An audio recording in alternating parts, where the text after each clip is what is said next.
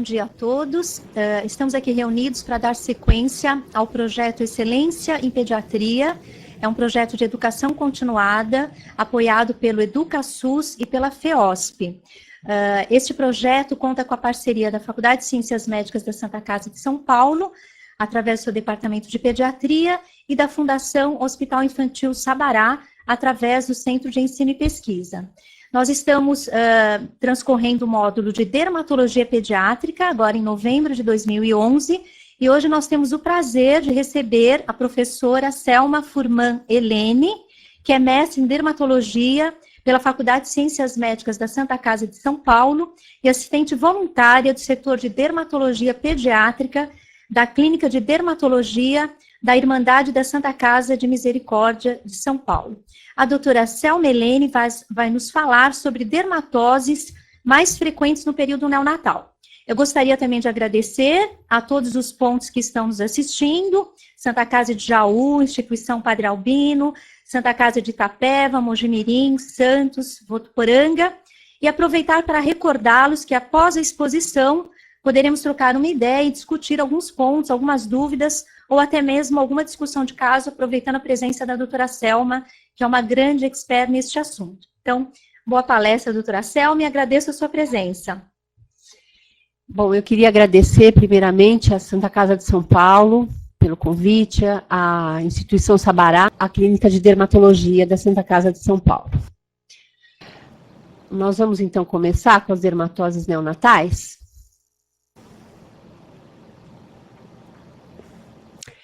Bom, antes de mais nada, a gente precisa falar um pouco de pele de neonato, né, que é uma pele diferente da pele da criança na infância, do adulto, em cuja absorção cutânea de qualquer tópico, mas principalmente dos corticosteroides, vai depender muito da qualidade dessa pele. Vai depender primeiramente da extensão da área, quanto mais extensa, maior a absorção, maior a potência, quanto maior a potência, maior a absorção. A quantidade também está diretamente relacionada à quantidade que vai ser absorvida pela extensão da área. O local, principalmente, em que existem locais diferentes, com absorções diferentes, e a integridade da pele. Lembrando que pele lesada significa maior absorção.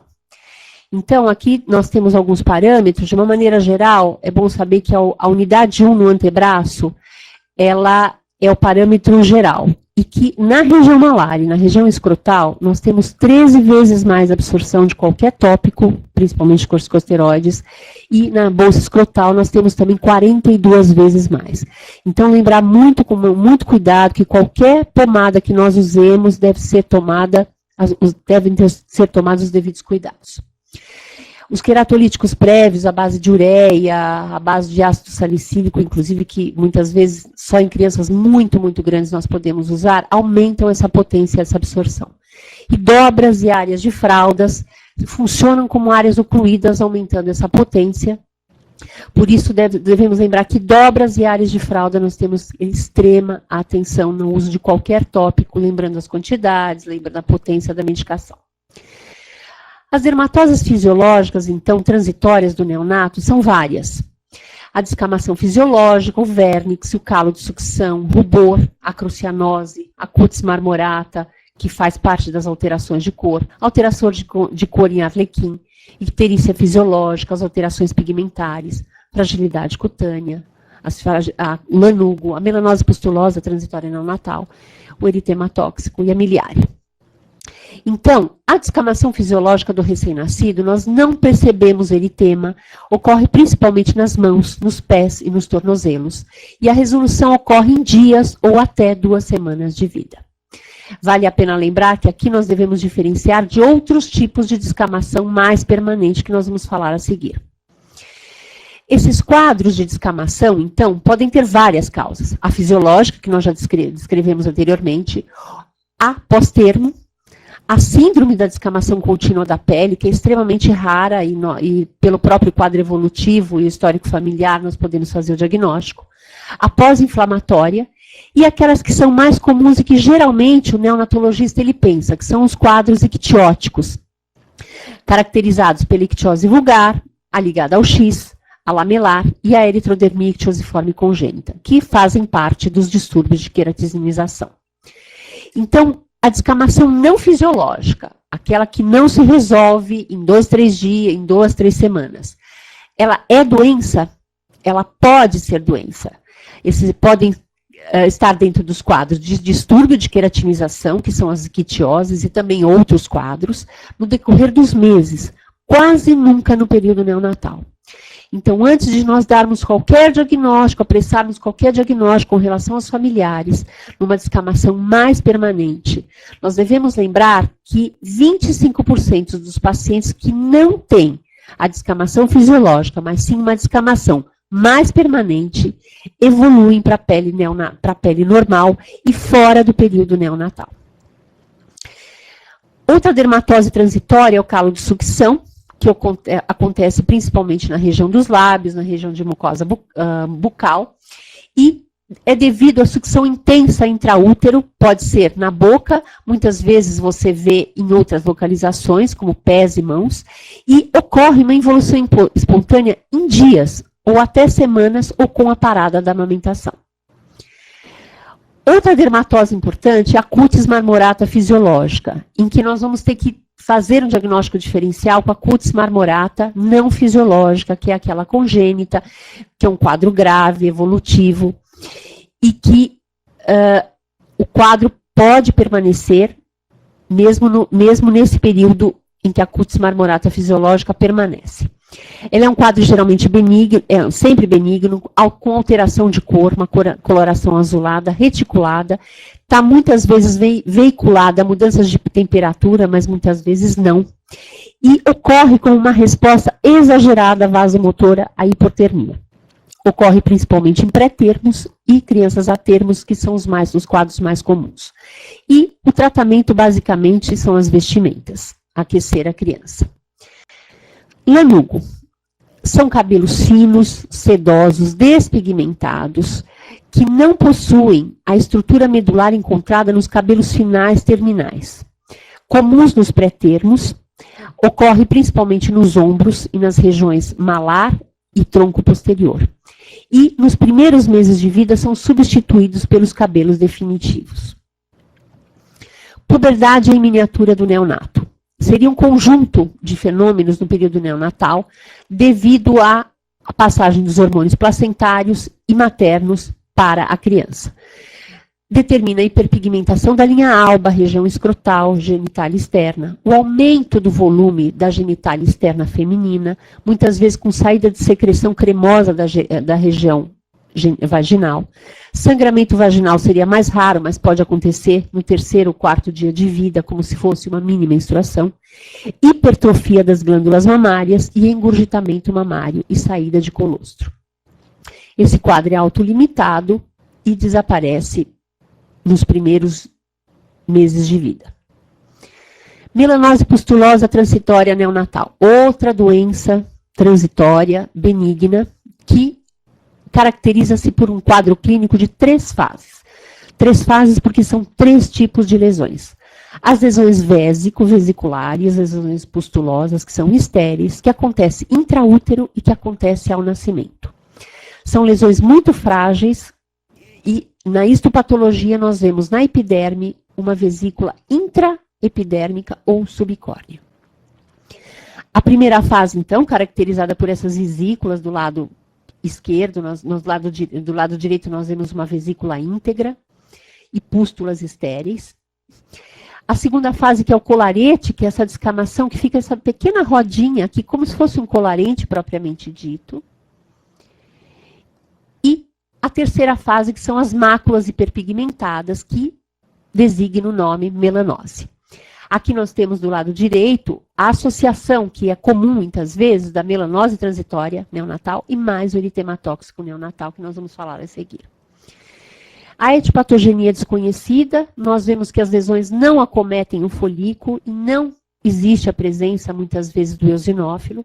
O diagnóstico é clínico e o bacteriológico nos ajuda, muitas vezes, para diferenciar de outras doenças de quadros infecciosos. Mas as pústulas são acéticas, ricas em neutrófilos, designando um quadro adulto, rara em eosinófilos. O diagnóstico diferencial basicamente se faz com eritema tóxico neonatal, a candidíase congênita, que o micológico direto vai nos dar a presença ou não de fungos, a miliária, a pustulose estafilocócica e outras infecções bacterianas, e a acropustulose da infância, cujo histopatológico é diferente, a localização também. O tratamento é expectante e evitar o uso de tópicos. É muito comum nessas doenças a gente observar o uso de corticosteroides, que estão, neste caso, contraindicados. Outra dermatose muito comum, além da melanose pustulosa transitória neonatal, é o eritema tóxico, em que caracteriza-se por um rush maculoso, papuloso, pustuloso, assintomático, principalmente na região da face, do tronco e dos braços. É muito raro na região palmo-plantar. O início ocorre em torno de 24 a 48 horas de vida e a involução é espontânea de 1 a 5 dias. Ocorre principalmente em crianças a termo, de idade gestacional em torno de 30 a 42 semanas, em crianças saudáveis e partos sem intercorrências. Raro, então, em prematuros e raros em crianças menores de 2,5 quilos. A etiopatogenia também é desconhecida, várias suposições têm sido feitas, mas nenhuma tem sido consagrada. E as lesões são não foliculares e não eosinofílicas. O diagnóstico é eminentemente clínico e o bacteriológico, muitas vezes, das pústulas, nós encontramos pústulas acéticas ricas em eosinófilos. Aqui o diagnóstico diferencial é principalmente com melanose pustulosa transitória neonatal, a candidíase, cujo micológico diferencia, a miliária, a pustulose estafilocócica e a acropustulose da infância, praticamente os mesmos da melanose pustulosa transitória neonatal. O tratamento também é expectante, evitar o uso de tópicos, e aqui também o corticosteroide está contraindicado. A terceira doença vesiculosa, muitas vezes pustulosa, é a miliária, em que nós temos 3 tipos, de acordo com a altura em que vai haver a obstrução do ducto da glândula sudorípara. Nós temos a miliária cristalina, ou sudamida, a miliária rubra, é aquela avermelhada ou chamada propriamente dita de brotoeja, e a miliária profunda, que é muito rara em crianças. Ela se deve principalmente à obstrução dos ductos da glândula sudorípara, vai haver essa ruptura e o extravasamento do suor pela pele, caracterizando as lesões. Então, a miliária cristalina é muito fácil de fazer o diagnóstico, ela se parece com gotas de orvalho em cima da pele e com uma simples passada de algodão, ela se desfaz facilmente na mão. São vesículas acéticas, com lesões vesiculosas translúcidas, sem nenhuma base eritematosa. Diferente já do eritema tóxico neonatal, que já tem uma base eritematosa em cima. As lesões são papulosas, vesiculosas, e sob base eritematosa, já na forma rubra. Então, na forma cristalina, são gotas de orvalho, e na miliária rubra nós já temos uma base eritematosa, mas as vesículas continuam acéticas. E a miliária profunda, que praticamente a gente não encontra no neonato. O tratamento basicamente é aumentar a superfície de evaporação em ambientes ventilados, roupas leves, principalmente de algodão, evitar qualquer tópico do tipo creme, pomada ou pastas, pasta d'água, calamina, e saber que menor oclusão significa maior evaporação. Necrose gordurosa do recém-nascido. Outra patologia caracterizada por essas placas enduradas, eritematosas, em qualquer área de pressão, sendo uma doença autolimitada que acontece nas primeiras 4 semanas de vida, mas pode ocorrer até 2 meses de vida. Em crianças a termo ou crianças pós-termo. Geralmente essas crianças, elas passaram por um quadro de hipotermia, algum trauma, algum quadro de anóxia intrauterino em áreas de pressão, determinando essa cristalização da gordura e muitas vezes com saída de secreção, de flutuação e saída de secreção gordurosa necrótica. A criança geralmente está num bom estado geral, e essas placas podem virar nódulos subcutâneos dolorosos.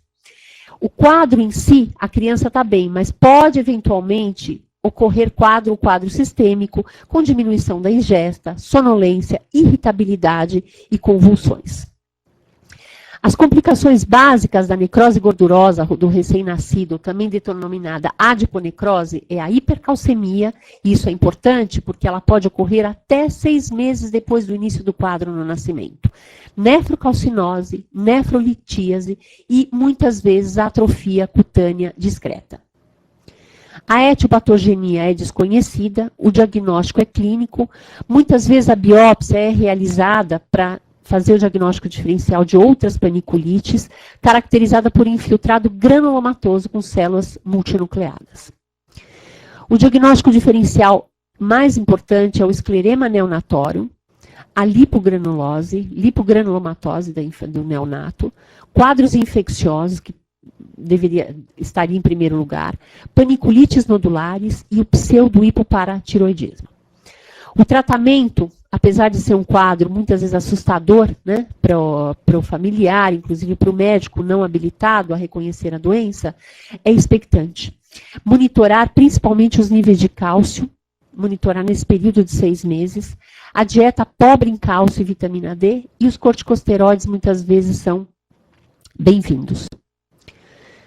Acne neonatal, outra doença em que nós temos pústulas, nós temos pápulas e temos outros tipos de lesões, como os comedões.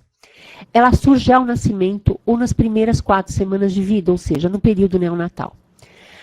A epidemiologia ainda não está bem determinada, porque é um quadro subreportado e muitas vezes até subdiagnosticado. Os homens têm mais chance de ter do que as mulheres, 4,5 para 1. 20% dos neonatos normais apresentam o acne neonatal e a maioria dos pacientes possui um número pequeno de lesões. É um quadro benigno, transitório, autolimitado, em que você tem doenças tanto inflamatórias, lesões tanto inflamatórias quanto não inflamatórias. As inflamatórias são que se caracterizam por pápulas, por pústulas, nódulos e às vezes até cistos. E as não inflamatórias, basicamente, os comedões abertos e os comedões fechados. O início se dá, principalmente, em média, na 2ª a 3ª semana de vida, pode durar mais 4 semanas e a localização preferencial é na face, principalmente na região malar, na região frontal e na região nasal. Então, nós vemos aqui as lesões inflamatórias, eritematosas, de base eritematosas, na região malar, pegando a região frontal. E as lesões nodulares, que são muito raras, graças a Deus, podem evoluir para cisto, flutuação, e que requerem um tratamento um pouco mais agressivo. Elas são geralmente lesões únicas e poucos pacientes têm muitas dessas lesões. E, basicamente, na região facial, região de tórax anterior, nas costas e nas pregas são mais raras. A etiopatogenia é desconhecida, os fatores genéticos são importantes e devemos saber o quê? Que no primeiro ano de vida, a suprarrenal do RN ela é hiperativa, aumentando o DHEA e o SDHEA, fazendo com que diretamente a atividade da glândula sebácea aumente, aumentando a secreção sebácea e aumentando a oleosidade cutânea, podendo determinar o acne. Nos meninos ainda existe um fator adicional, que são os andrógenos testiculares, produzindo a testosterona, fazendo com que eles sejam mais suscetíveis. Daí a relação 4,5 de meninos para 1,0 para as meninas. O diagnóstico diferencial basicamente se faz com doenças infecciosas, associações com doenças virilizantes, se o quadro persistir, aí vale a pena perfilar essa criança, a miliária rubra, a melanose pustulosa transitória neonatal, reações acneiformes por drogas, principalmente lítio e fenitoína, cuja mãe poderia ter feito uso durante a gravidez, o eritema tóxico neonatal, a pustulose cefálica neonatal, em que nós temos o agente principal é a malacésia simpodialis, e a hiperplasia sebácea das glândulas, em que caracteriza por esses minúsculos pontos pontiformes, simulando comedão fechado. O tratamento basicamente é expectante. Aqui nós temos um quadro em que o uso tópico de medicações como tretinoína, como ácido azelaico em baixas concentrações, poderiam ser interessantes.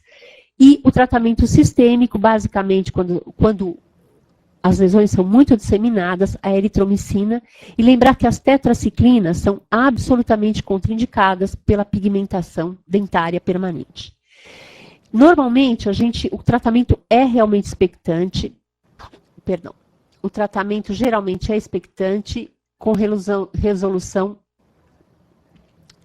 sem nenhuma cicatriz do paciente. A evolução espontânea, sem cicatrizes, e basicamente a evolução em poucos meses a 4 semanas. Bebê colóide. Essa é uma dermatose que causa muita confusão. Porque o bebê colóide, na verdade, ele não é uma doença, mas sim é a carinha, é o jeitão que o bebê nasce, caracterizado por a existência de uma carapaça espessa, brilhante, que acomete a superfície corporal em aspecto de celofane. Então, ele é um fenótipo. Ele, na verdade, ele não é uma doença. Ele pode polarizar para alguma doença. Então, nós temos várias alterações ictióticas que podem seguir o bebê colóide. Em torno de 60%, ele pode polarizar para uma ictiose lamelar ou para uma eritrodermia ictiosiforme congênita. No meio desse, existem vários graus e, fora as doenças ictióticas, nós temos várias outras doenças que podem aparecer como bebê colóide. A evolução de uma criança com 5 anos, que nasceu de 5 anos, que nasceu como bebê colóide para uma ictiose lamelar, com ectorópio ou equilábio. E aqui uma evolução de 13 anos de uma eritrodermia ictiosiforme congênita, em que nós temos um quadro mais ameno, sem ectrópio, sem equilábio. E a maioria das crianças evolui para bebê normal. Nós temos aqui um quadro no primeiro dia de vida, no 12º dia de vida, no 24º de vida, em que a criança está praticamente normal e era um bebê colóide, com ectrópio, com um pouquinho de equilábio, mas que isso daqui regrediu completamente.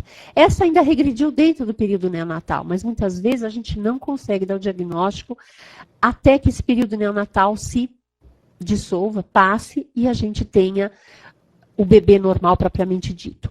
Por isso, a gente tem que tomar muito cuidado quando a gente tem um bebê colóide, de não apressar o diagnóstico, porque muitas vezes, em 25%, ele é autorresolutivo, em 25%. Outras doenças podem, como os quadros ictióticos e outras síndromes, como Sjögren-Larsson, tricotiodistrofia, doença infantil de Gaucher, síndrome de Rey-Wells. Então, toma muito cuidado na hora em que nós vamos analisar esses quadros.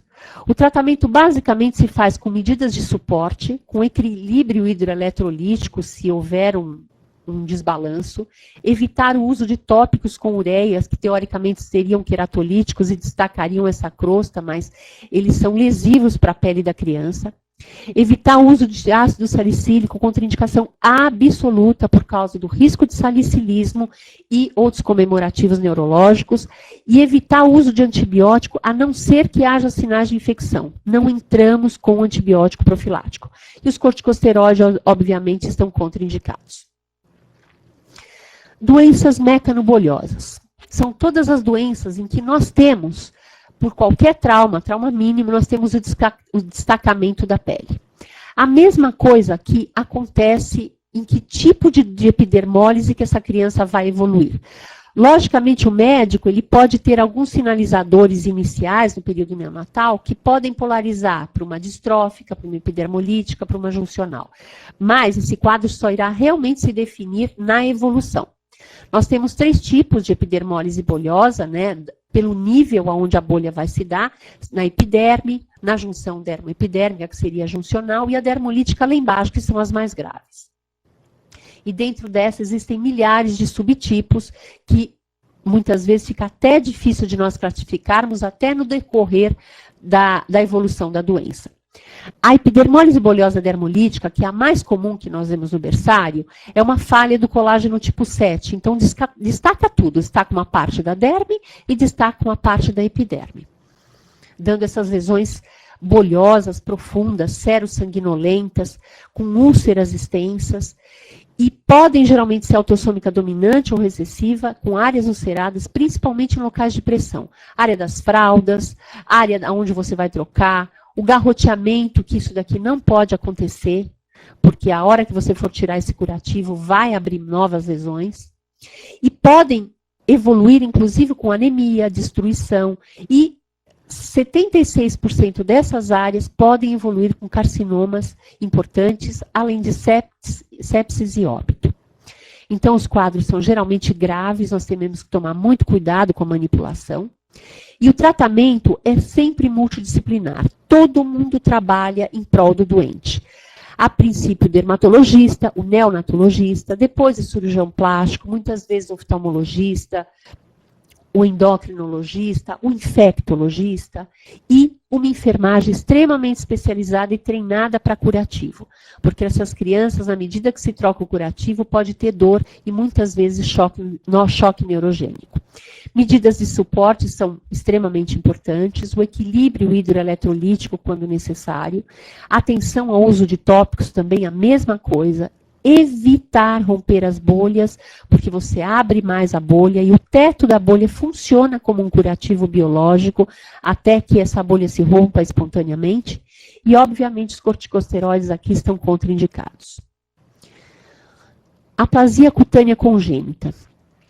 Uma doença que não é tão rara, pode ser mais reportada, geralmente não é reportada, isso passa despercebido ou não reportado para os trabalhos, enfim. Ela é um termo genérico, ela é um sinalizador, é um defeito cutâneo de áreas localizadas ou disseminadas de ausência de pele, sempre ao nascimento. E ela é um sinalizador cutâneo de que outras doenças podem estar associadas. Ocorre para cada 10 mil nascimentos, não existe predileção de sexo e a herança é extremamente variável. Então, ela aparece com múltiplas carinhas. Áreas extensas de atrofia, áreas pequenas, que é a mais comum em vértex, áreas associadas ou não a outras doenças, no caso aqui, hemangioma e a aplasia cutânea. E, geralmente, em torno de 20% a 30% dos casos, quando ela acontece em couro cabeludo, ocorre falha óssea, e que não está relacionada ao tamanho da lesão cutânea. Lesão de meio centímetro aqui, por exemplo, tem falha óssea de 2 centímetros lá embaixo. E as lesões, muitas vezes, podem ser únicas ou múltiplas, ou seja, ela é multifacetada, e muitas vezes associadas a alterações, como esse paciente com alteração cardiológica. As lesões podem ser extensas e as associações são extremamente comuns. Aqui um caso em que você tinha, logo no início, você já tinha exposição de meninges, que foi rodado o retalho e que no desenvolver nós fizemos o diagnóstico de síndrome de Oliver-Adams por várias outras associações. Então, como que nós devemos fazer o diagnóstico dessas lesões? Como proceder, então, frente a um caso de aplasia cutânea? O diagnóstico basicamente é clínico, as lesões à biópsia somente após o raio-x ou a uma tomografia, para se ter certeza de que não existe uma falha óssea embaixo, uma vez que elas são praticamente, principalmente na área de couro cabeludo, em lesões cicatriciais. O diagnóstico por imagem é fundamental, tanto o raio-x quanto a tomografia computadorizada, que além de nos dizer a malformação, também nos dizem se existem outras associações de malformações cerebrais, e sempre investigar a parte cardiológica, a parte oftalmológica, a neurológica e a ortopédica, que são os comemorativos mais comuns associados à aplasia cutânea congênita. O aconselhamento genético é importante em alguns grupos, pelo qual a aplasia cutânea é classificada, classificação de Frieden, e sempre o acompanhamento é multidisciplinar. Então, lembrando que a aplasia cutânea é um sinalizador para o médico assistente, a investigação detalhada em busca de qualquer malformação, tanto no início quanto no decorrer da evolução do quadro. Lembrar que o diagnóstico é subestimado e que o principal diagnóstico diferencial ao nascimento é com traumas obstétricos, e a tomografia é um exame de valia para a identificação de falhas ósseas não visualizadas no raio-x com janelas ósseas pequenas. Obrigada. Muito obrigada, doutora Selma Helene, pela excelente apresentação. A gente percebe o quanto vocês são experientes, a casuística que vocês têm nesta série de situações no período neonatal. Aqui na Santa Casa, acho que o departamento de dermatologia tem um diferencial bastante grande na atuação em pediatria. Parabéns novamente. Então, eu gostaria que vocês fossem elaborando suas dúvidas ou, eventualmente, contar algum caso, aproveitar aqui a experiência da doutora Selma. E, para começar, então, um pouquinho a discussão, gostaria de perguntar algumas dúvidas como pediatra, que eu acho que é, no fundo, essa interdisciplinaridade que é o mais relevante que a gente pode esperar da medicina nos dias de hoje. Então, a gente, como pediatra, no período neonatal, muitas vezes se depara com uma série dessas situações e fica na dúvida. Uma coisa eu aprendi bem claramente hoje, na verdade, se você não puder fazer, se você puder não fazer nada até o especialista olhar, é melhor, principalmente naqueles casos mais importantes, uma vez que ficou bem marcado que nós devemos evitar os tópicos numa série de situações que eles mais podem atrapalhar do que ajudar, uma vez que a pele do recém-nascido é extremamente sensível e muito absortiva. Então, em relação a isso, uma das situações que é bem frequente para quem faz berçário, neonatologia, é a descamação prolongada, descamação não fisiológica, como a doutora Selma mencionou. Então, do ponto de vista bem prático, como que o pediatra deve conduzir, quanto tempo ele deve aguardar, até, por exemplo, indicar uma avaliação do dermatologista, isso depende de tempo ou da intensidade do processo? Qual seria uma dica mais prática para conduzir esses casos, doutora Selma? Eu acho que, em primeiro lugar, né, saber que o dermatologista pediátrico hoje, ele anda de mãos dadas com o neonatologista, ele anda de mãos dadas com o pediatra, e essa interdisciplinaridade é fundamental para a gente poder tanto montar essa casuística, né, como também ele nos ajudar e a gente poder ajudá-los. Na verdade, quando nós temos essa descamação, depende muito não só do tempo, mas depende da intensidade. O pediatra sempre sabe quando não é fisiológica, né?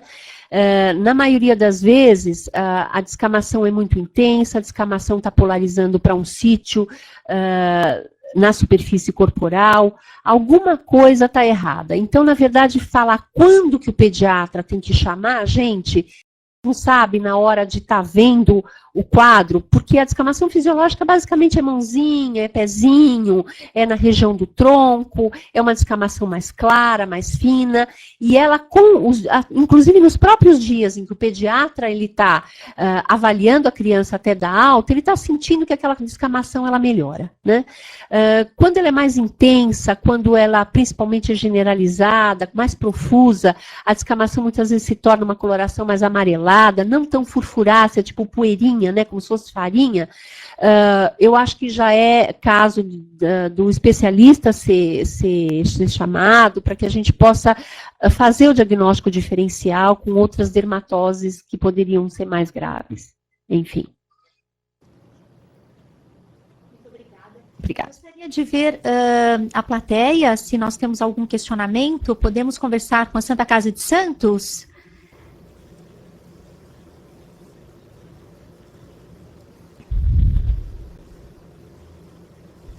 Bom dia, Santa Casa de Santos. Gostaria de agradecer a ótima palestra.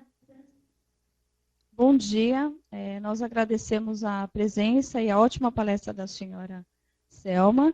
E, no momento, nós não temos pergunta a fazer. Obrigada. Tinha um médico presente, mas ele não teve questionamento, ele gostou da palestra, ele teve que sair porque ele teve que ir para uma cirurgia. Ele agradece. Santa Casa de Votuporanga.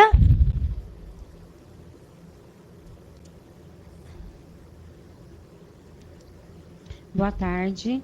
Eu queria agradecer e parabenizar pela palestra, mas aqui nós não temos hoje ninguém da pediatria para que a gente pudesse formalizar alguma pergunta. Muito obrigada. Obrigada. Se vocês puderem, então, divulgar para a próxima semana, quem sabe teremos um público maior, com uma discussão mais rica. Gostaria de perguntar para a Santa Casa de Itapeva se existe algum questionamento.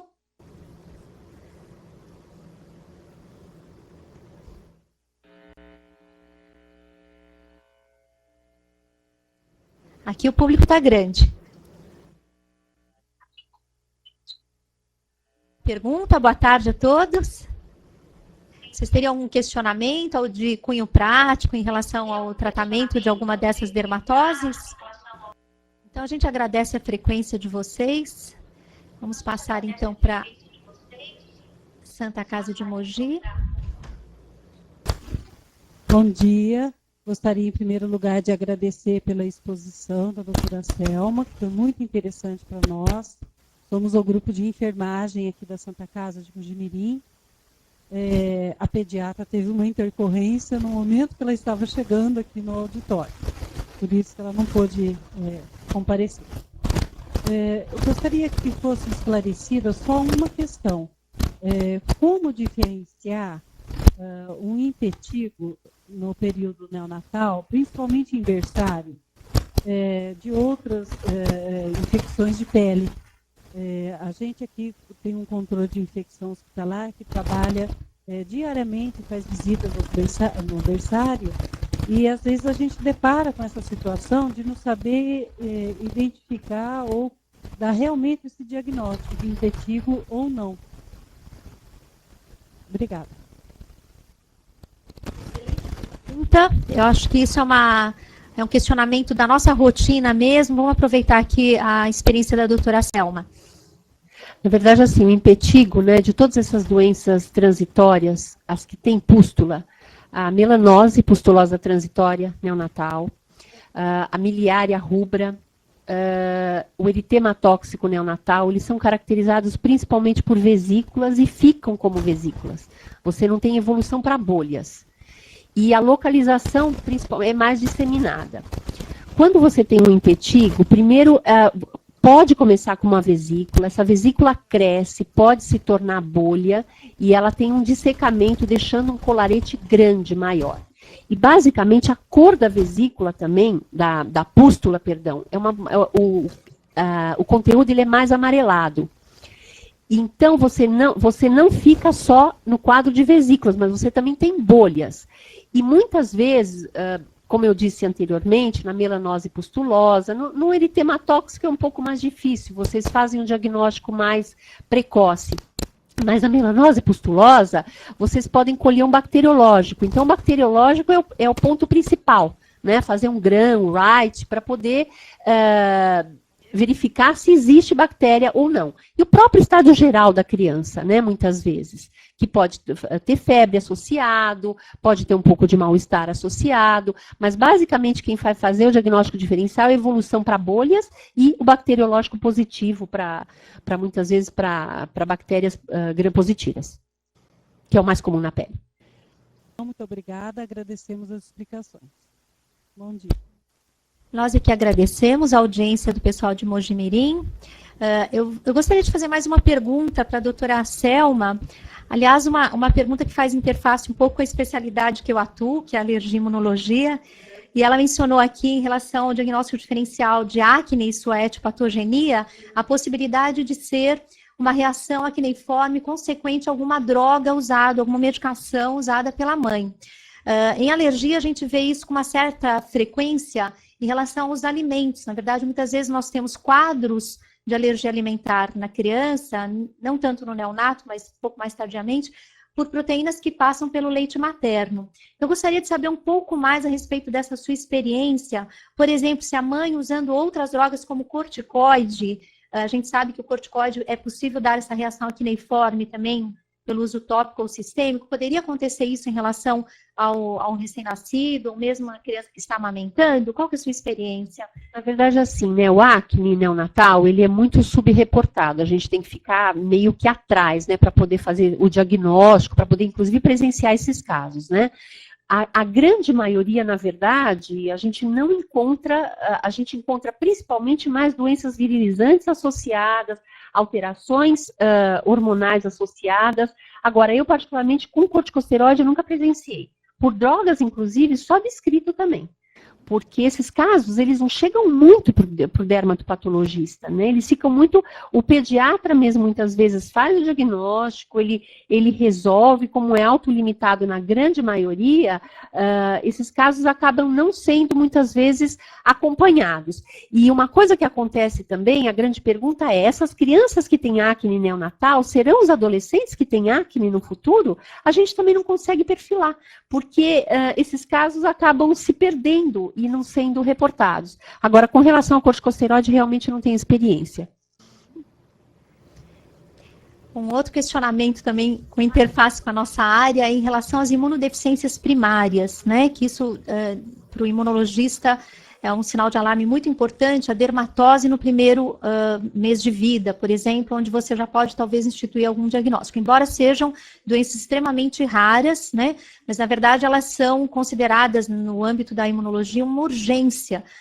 Por exemplo, uma imunodeficiência severa, né, comum, combinada, onde a interferência, talvez no período neonatal, inclusive evitando o uso da BCG, que seria um elemento altamente nocivo, né, uma vacina altamente nociva para uma criança que tem deficiência de linfócitos, é importante a gente detectar já nessa fase. Também gostaria de perguntar a sua experiência, se já houve algum caso que você conviveu, enfim, passando essa experiência para o público. Na verdade, acontece a mesma coisa também com a gente, né? Muitas vezes esses casos eles ficam mais restritos no ambiente da neonatologia, no ambiente do pediatra, e às vezes acabam não chegando esses casos para a gente. Por isso que essa parceria que a gente está tendo cada vez mais é muito importante para o dermatologista participar e o pediatra também ver o lado dermatológico, o dermatologista ver o lado pediátrico. Mas, assim, presencialmente não. Lembrando que é uma coisa, isso que a doutora Selma está dizendo, fundamental mesmo, porque eu acho que a interferência, descartando outras possibilidades, porque às vezes você tem o pediatra, brinca que é uma pele feia, não sabe exatamente qual é a descrição, enfim, morfológica da lesão, ou mesmo a possibilidade etiológica.